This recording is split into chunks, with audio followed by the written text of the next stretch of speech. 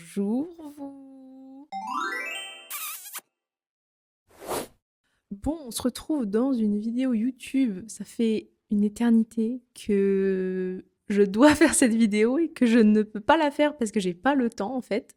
Mais maintenant je me dis, il est temps, il est grand temps même que je vous fasse un retour d'expérience. Donc comme vous avez pu le voir dans le titre, on va parler de la grossesse avec le diabète de type 1. Alors, je tiens à préciser que dans cette vidéo, je parlerai du diabète oula, du diabète de type 1 exclusivement, tout simplement parce que je ne suis pas diabétique de type 2 et je ne connais pas trop le diabète de type 2. Donc peut-être qu'il y aura des similitudes, je sais pas du tout, mais en tout cas, moi ici je parle du diabète de type 1. Petit aparté aussi, je suis pas une professionnelle de santé, je suis juste une meuf lambda qui a eu un enfant et qui est diabétique de type 1 et donc qui veut partager son expérience pour pouvoir informer et aider pourquoi pas d'autres diabétiques de type 1. Donc première chose à savoir, que on n'est pas forcément toujours informé. Normalement, une grossesse se prévoit quand on est diabétique de type 1, c'est-à-dire qu'il faut avoir l'aval de son diabétologue avant de pouvoir essayer de concevoir son bébé. Et donc, en général, il est préconisé d'être à 6,5%, voire en dessous de HbA1c durant les 3 mois qui précèdent le moment où vous voulez essayer de tomber enceinte, tout simplement. Donc, dans cette vidéo, je vais essayer de vous donner un petit peu des infos médicales qu'on m'a expliquées à moi, mais je vais aussi et surtout vous raconter mon expérience personnelle pour que vous puissiez un petit peu mieux comprendre, je pense. Du coup, il faut savoir que moi, ma grossesse n'était pas prévue et que du coup, j'étais à 6,9 de HbA1c quand je suis tombée enceinte. Alors en fait, c'était l'année 2024, je m'étais dit là, je me fais une déterre, il faut absolument que je stabilise mon diabète pour par la suite pouvoir avoir un bébé. Sauf que c'est arrivé avant qu'on décide vraiment de en avoir un finalement. Du coup, j'étais assez stressée parce que je me suis dit, je suis à 6,9, c'est quand même quasiment 7, c'est pas exceptionnel. Je me suis dit à tout moment, ma diabétologue va me dire: «Non, genre, tu folle ou quoi? Tu peux pas garder ton bébé». Enfin après, je pense pas que les médecins peuvent nous dire ça, je sais pas du tout, mais j'avoue que j'y ai pensé. D'ailleurs, petit point à préciser, mais apparemment que vous soyez diabétique ou non, heu, il est préférable de prévoir genre sa grossesse parce qu'en gros, il y a des compléments alimentaires et plein de choses comme ça qu'il faut prendre avant d'essayer de concevoir et ça, bah, du coup, quand on n'est pas diabétique, on n'y pense pas forcément, mais en tout cas, c'est mieux et il me semble que c'est préconisé de prévoir à l'avance. Donc en gros, comment préparer sa grossesse? Ben, comme je vous ai dit, il faut avoir une bonne HbA1c, donc à 6 et demi ou moins pendant 6 à 3 mois avant la conception. Il faut faire tout un bilan sanguin, etc. Mais surtout, surtout, surtout, avoir le feu vert de votre diabétologue. En fait, il n'y a que votre diabéto qui pourra vous dire exactement si oui ou non c'est favorable ou pas en fait. Donc on va commencer tout de suite avec mon premier trimestre de grossesse. Du coup le premier trimestre de grossesse pour moi il a été assez compliqué on va dire puisque j'avais énormément de nausées et du coup c'était compliqué pour très bien ajuster ses doses d'insuline parce que bah forcément on va manger quelque chose et on va le revomir juste après. Donc au final, l'insuline qu'on a mis est beaucoup trop élevée par rapport à ce qu'on aurait dû mettre, etc., etc. En plus, à savoir que les hypoglycémies, enfin dans mon cas en tout cas, accentuaient énormément les nausées.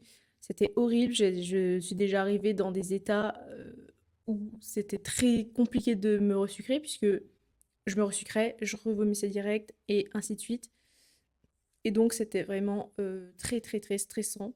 Donc, pour pallier, je sais pas si ça se dit comme ça, pour faire face, on va dire, plutôt, pour faire face aux nausées, moi, ce que je faisais, c'est que je mangeais énormément. Pour vous dire, j'ai pris 7 kilos pendant le premier trimestre. C'est le trimestre où j'ai pris le plus de poids, du coup, parce que c'était le seul moyen pour moi de pas avoir la gerbe, en fait, c'était de manger. Sauf que du coup, c'était assez compliqué puisqu'on a des objectifs glycémiques qui sont vraiment très comme ça en fait. La plage cible, elle est vraiment minuscule. C'est ultra stressant. Ça fout la pression. Et du coup, quand on mange énormément, bah forcément, c'est difficile aussi de faire en sorte qu'il n'y ait pas trop de pics de glycémie, mais bon. Donc je pense pour ceux qui ont une boucle fermée, ça aide beaucoup plus, forcément, puisque ben, ça évite les hypoglycémies, ça s'adapte beaucoup mieux. Mais c'est sûr que quand il faut beaucoup, beaucoup manger pour ne pas avoir de nausées, bah, ça devient un peu vite compliqué, quoi, on va dire.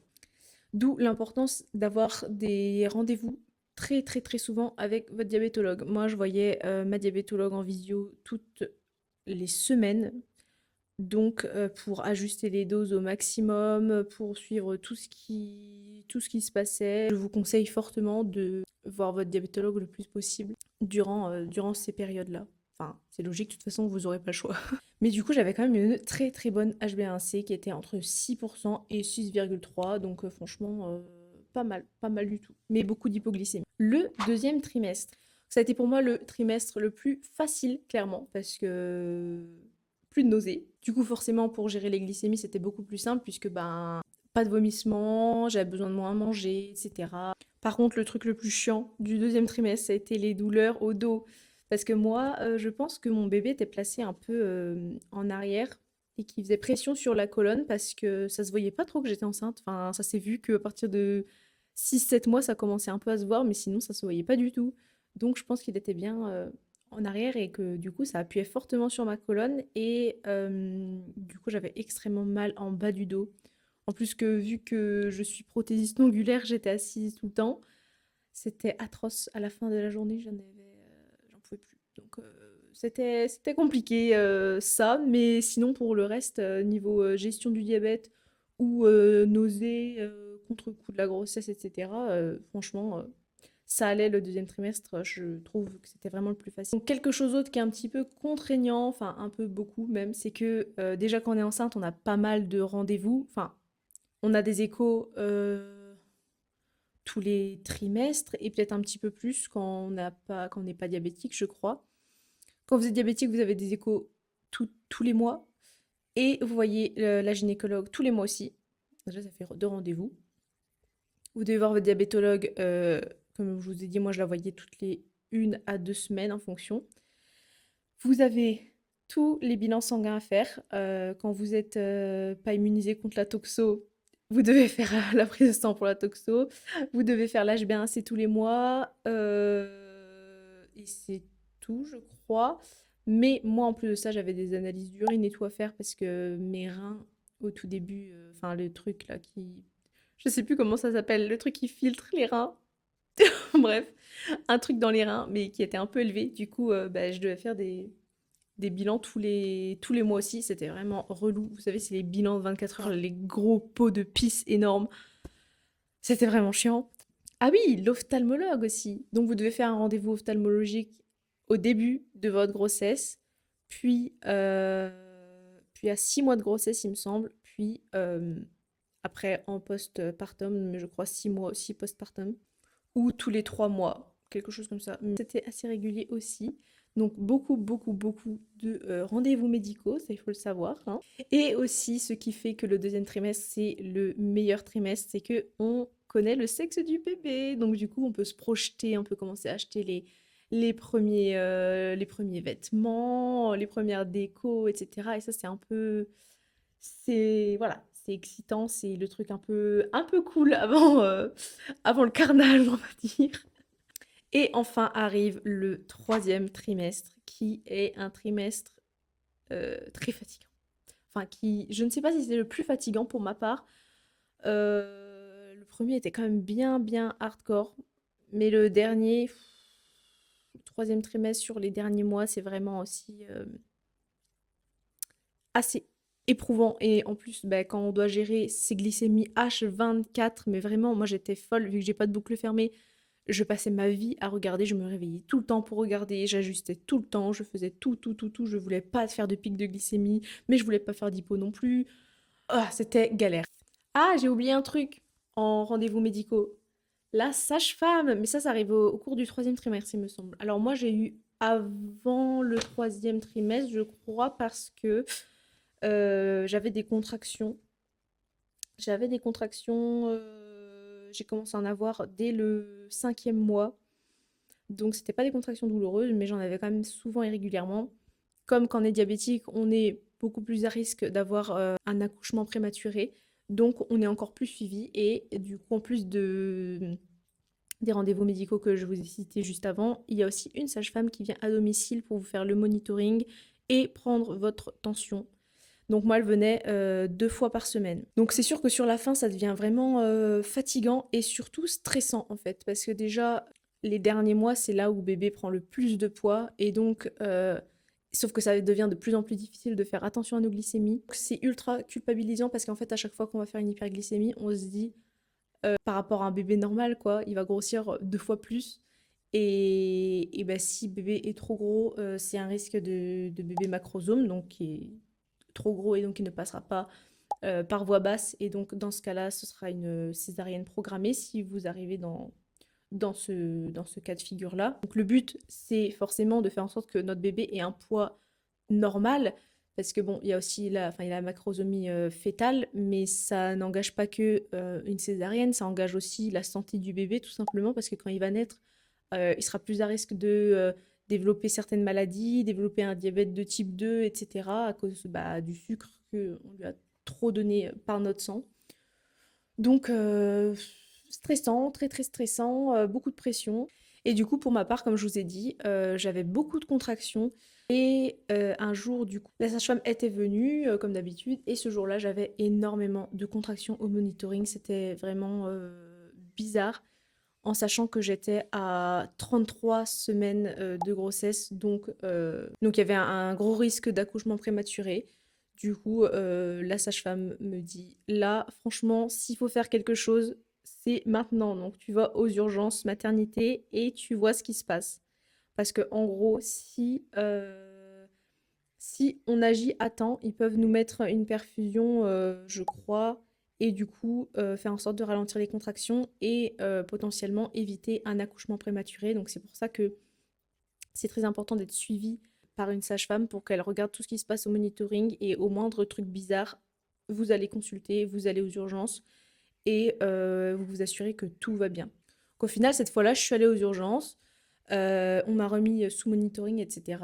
Et pendant que j'étais aux urgences, donc il faut savoir qu'on vous allonge souvent sur le dos avec le monitoring, la tension qui est prise toutes les 5 minutes, etc. Et en plein là, je fais une hypo en plus. Et en plus de ça, je fais comme une espèce de malaise, genre que ça m'est jamais arrivé du tout. C'est-à-dire que je commence à voir tout flou, j'ai du mal à respirer, etc. Je me sens très, très, très, très mal. Donc je me suis dit, est-ce que c'est l'hypo? Est-ce que c'est l'angoisse, le stress? Qu'est-ce que c'est en fait? Et étant donné que j'avais jamais failli vraiment tomber dans les pommes comme ça à ce point, ça m'a fait énormément stresser. Au final, j'ai remarqué par la suite que c'est en gros quand vous êtes enceinte, quand vous vous allongez sur le dos, ça coupe une veine, une grosse veine qui passe dans le dos. Et du coup, ça coupe cette circulation-là. Et donc, ça vous fait faire des malaises. Et ça, je ne le savais pas. Et personne ne me l'a dit. Et à chaque fois, on fout les femmes enceintes de 7 8 mois, allongées sur le dos comme ça. Franchement, sympa, mais c'est horrible. C'est clairement horrible. Donc, moi, je ne le savais pas. Mais si du coup vous êtes enceinte ou quoi, allongez-vous sur le côté, ce sera mieux, je pense. Après, je pense pas que ça fasse ça à tout le monde, mais moi, vraiment, c'était horrible. Du coup, c'est tout. Au final, je suis allée aux urgences, on m'a mis sous monitoring, comme je vous ai dit, et on m'a dit que non, tout allait bien, les contractions n'étaient pas si régulières que ça, et pas plus intenses. Du coup, bah, il n'y avait pas de souci. On a quand même vérifié mon col, le col était bien fermé, donc du coup, on m'a dit non, vous n'avez pas de souci à vous faire.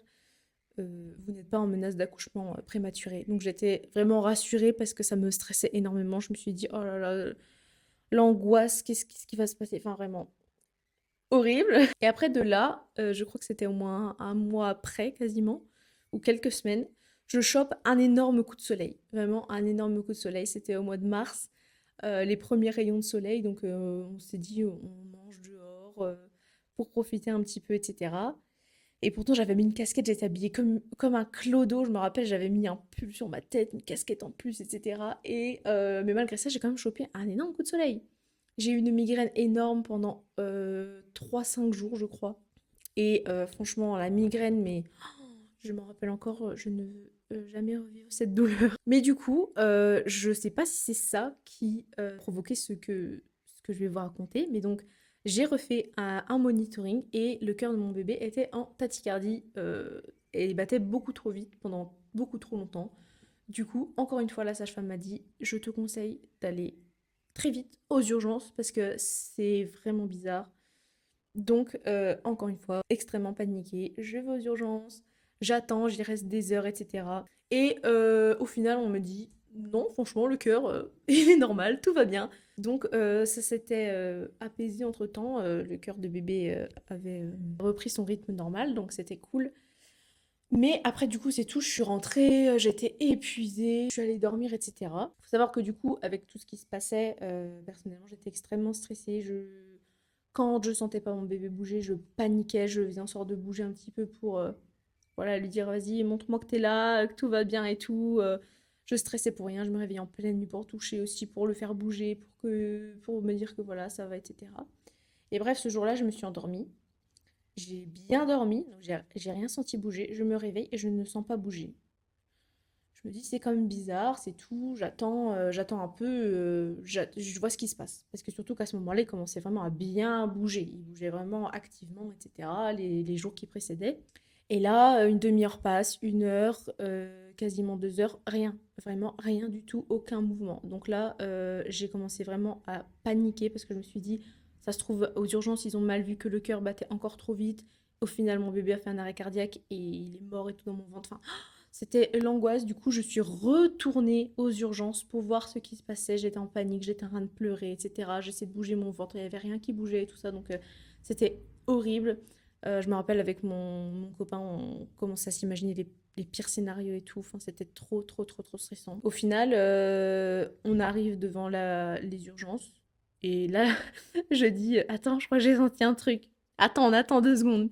Et en fait, après, je le ressens bouger énormément comme il bougeait avant finalement. Donc je pense en fait juste que ben, tout ça, ça l'a énormément fatigué, que ben, il a tapé un gros dodo et que du coup, il bougeait très peu et je sentais pas. Et du coup, bah, voilà. Mais étant donné ce qui s'était passé juste avant et toutes, les circonstances qui font que euh, on peut s'inquiéter, ben, du coup, j'ai préféré aller vérifier que tout allait bien. Et c'est à peu près tout ce qui s'est passé durant ma grossesse.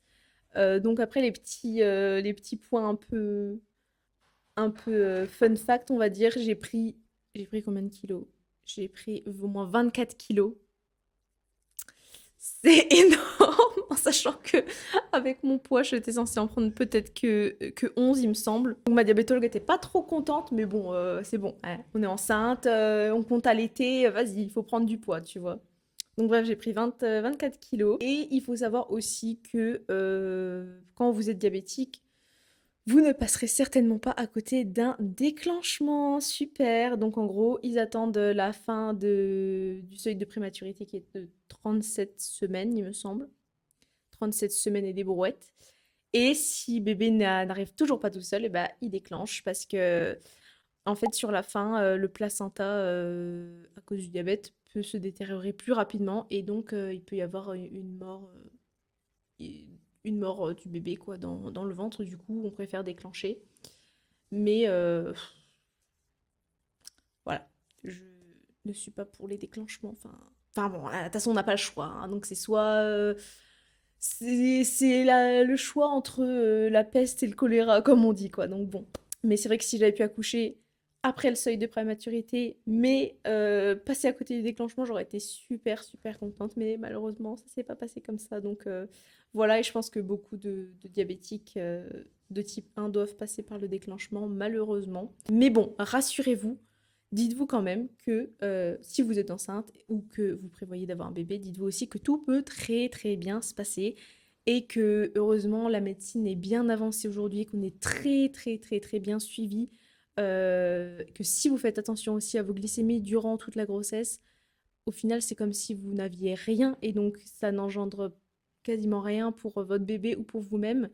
Donc, essayez de voilà, rester positive, faites de votre mieux. C'est un moment qui est assez compliqué, beaucoup de pression, beaucoup de stress, une énorme charge mentale.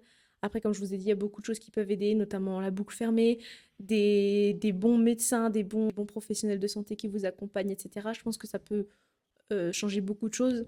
Vos proches aussi qui peuvent vous aider dans cette belle aventure, on va dire. Et donc voilà, donc vraiment, c'est un peu juste les petits points à prendre en compte quand on est diabétique.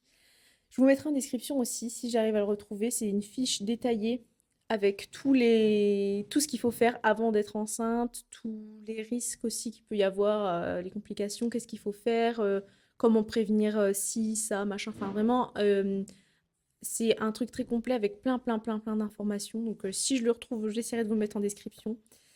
Et du coup, voilà, je crois qu'on a fini là. Ben voilà, si vous avez quelque chose à retenir de cette vidéo, c'est de garder le moral, d'être positif. Ça peut aussi très bien se passer. Il faut juste être prévoyant, faire attention. Et il n'y a aucune raison que ça se passe mal finalement. Donc voilà, j'espère que ce petit témoignage vous aura plu, vous aura un petit peu éclairé, vous aura rassuré, ou pas, j'espère pas, mais vous aura rassuré. Et puis voilà, du coup, faites des bisous, j'essaie de revenir rapidement pour parler de sujets importants avec le diabète de type 1. Et voilà, je vous fais des bisous et je vous dis à bientôt.